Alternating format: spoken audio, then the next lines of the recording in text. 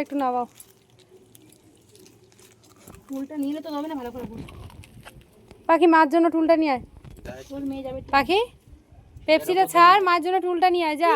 টুল বসার জন্য টুল। দাঁত নড়ছে, আমার পাখির দাঁত নড়ছে। দেখি ই কর, পেপসি খেতে গিয়ে দাঁত নড়ে গেল। ই কর। ভেঙে গেছে উঠে এসছে আমার পাখির দাঁত নড়ছে। জিভে ঠেলে উঠে যাবে। চিল্লাতো তো। সোনামণি, দিদিমণি, চিন্তামণি। পরে থাকতো। ও তো মাটিতেই রাখতো না। ঠিক আছে, মাটিতে রাখো।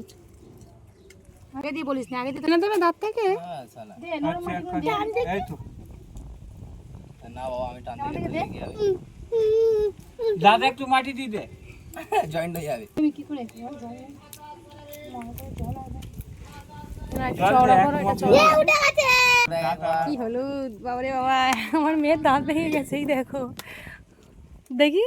এ বাবা, এ দাঁতটা হাতের মধ্যে নিয়ে আছে, জায়গা দিয়ে আসতে হয়, নাহলে দাঁত ওঠে না।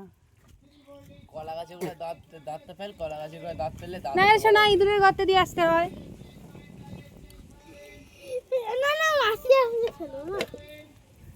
ও মাসি এলে দাঁত দাঁতটা ফেলবে। রেখে দে না জমা, দেখ কি হয় কতদিন থাকতে পারে দাঁতটা।